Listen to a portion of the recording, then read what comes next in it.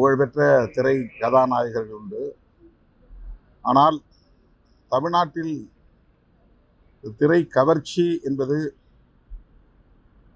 ஒரு மோகமாக மாறி இருக்கிறது. சினிமா மோகத்தில்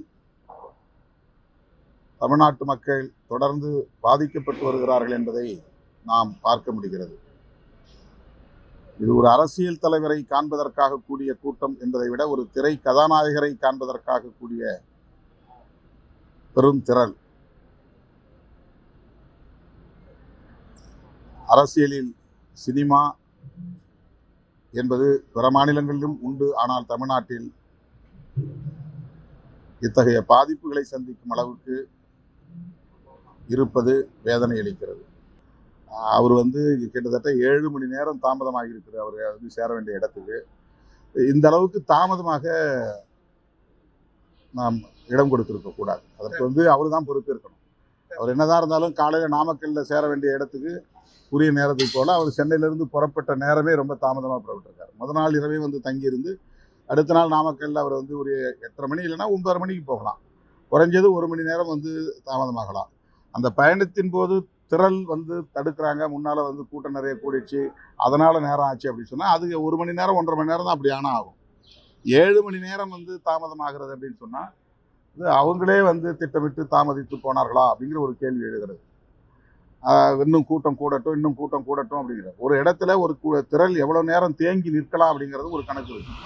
ஒரே இடத்துல லட்சக்கணக்கான பேர் 1 மணி நேரம் 2 மணி நேரம் தேங்கினா மூச்சு திணறல் ஏற்படதான் செய்யும், டீஹைட்ரேஷன் ஏற்படதான் செய்யும், எல்லாம் நாட்டு வறட்சி ஏற்படதான் செய்யும். அப்போ ஒரு குறிப்பிட்ட நேரத்துக்குள்ள அந்த இடத்துல இருந்து இன்னொரு இடத்துக்கு மூவ் ஆகும். அந்த மாதிரி மூவ் ஆகாமல் தேங்கி நின்றதன் விளைவாக ஏற்பட்ட ஒரு பெரும் பாதிப்பாகத்தான் நான் இதை பார்க்கிறேன். மரணங்களே இல்லாமல் அதிகாரத்தை அடைவதற்கான பாதை இல்லை, அதாவது பல நிகழ்ச்சிகளில் இதே மாதிரி கூட்ட நெரிசலில் உயிரிழப்பு ஏற்பட்டிருக்கு. இது ஒன்றும் புதுசு இல்லை. கும்பமேளாவுக்கு போன இடத்துல அது மாதிரி நடந்திருக்கு.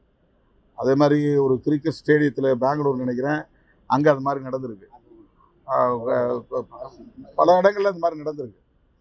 இதில் பங்கேற்கக்கூடிய நம்மை போன்றவர்களுக்கு ஒரு விழிப்புணர்வு வேணும். நம்மை பற்றிய பாதுகாப்பு. நாம் குழந்தைய தூக்கிட்டு போகலாமா வேண்டாமா, பிள்ளைகளை பெண்களை முதியவர்களை அழைச்சி போகலாமா வேண்டாமா. இப்போ நாங்கள்லாம் ஒவ்வொரு பேரணிக்கு முன்னாலே ஒரு கிளாஸ் மாதிரியே எடுக்கிறோம். அவங்களுக்கு எடுத்து சொல்கிறோம்.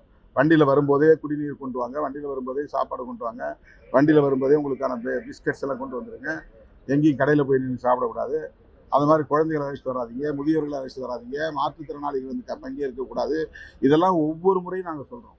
இந்த பாதுகாப்பு கருதி வண்டியை வேகமாக ஓட்டக்கூடாது, வண்டியில் வரக்கூடிய டிரைவர் குடிச்சிட்டு வரக்கூடாது, அவன் குடிச்சிட்டு வரானா இல்லையான்னு நீங்கள் பார்க்கணும். இதெல்லாம் நாங்கள் சொல்கிறோம்.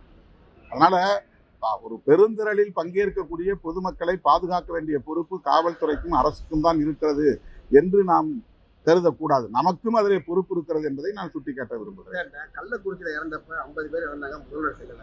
இதுக்கு இரவோட இரவா சொல்றாங்க. அந்த நேரத்தில் இருக்கிற சூழலாக இருக்கலாம். அது அந்த சூழல் வேற, இந்த சூழல் வேற. இது இப்போ பார்க்கக்கூடாதுன்றீங்களா? பார்த்தது தப்புன்றீங்களா? அதுதான் மக்கள் துயரம். 40 பேர் ஒரே நேரத்தில் இறந்துருக்குறாங்க. கள்ளக்குறிச்சியில் அடுத்து இருந்தாங்க. அது கள்ளச்சாராயம் குடிச்சு இறந்தது ஒரே நேரத்தில் ஒரே சம்பவத்தில் நடக்கல. அதை குடித்தவங்க மருத்துவமனைக்கு போய் ஒருத்தர் அதில் இறந்தாங்க.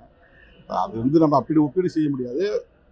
எல்லா நேரத்துலையும் இப்போ எல்லா நிகழ்ச்சியும் நம்ம கலந்து முடியாது. இப்போ நான் இந்த நிகழ்ச்சி வரேன், இன்றைக்கி ராமநாதபுரம் போகணும், அதை கேன்சல் பண்ணிட்டு நான் வரேன். சில நேரங்களில் சில நிகழ்ச்சியில் இதே மாதிரி துயர சம்பவங்களை உடனடியாக போய் கலந்துக்க முடியாது. அதனால் அது காலச்சூழல் பொறுத்து தான் அது அமையும். இதில் எதுவும் உள்நோக்கம் இருக்குன்னு விஜய் ரசிகர்களுக்கு நான் என்ன சொல்ல முடியும்? அவங்க ஒரு தலைவரை பார்க்க போகிறாங்க அல்லது தங்களுடைய ஹீரோவை பார்க்க போகிறாங்கன்னா அவங்களுடைய பாதுகாப்புலையும் அவங்க உறுதியாக இருக்கணும், கவனமாக இருக்கணும், விழிப்பாக இருக்கணும்.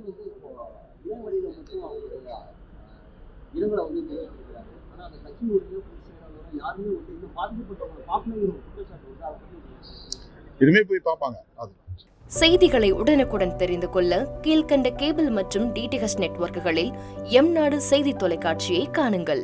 பாதகம் செய்பவரை கண்டால் நாம் பயம் கொள்ளலாகாது பாப்பா. மோதி மிதித்து விடு பாப்பா, அவர் முகத்தில் உமிழ்ந்து விடு பாப்பா. அண்மை செய்திகளை உடனுக்குடன் தெரிந்து கொள்ள இணைந்திருங்கள் எம்நாடு தொலைக்காட்சியுடன்.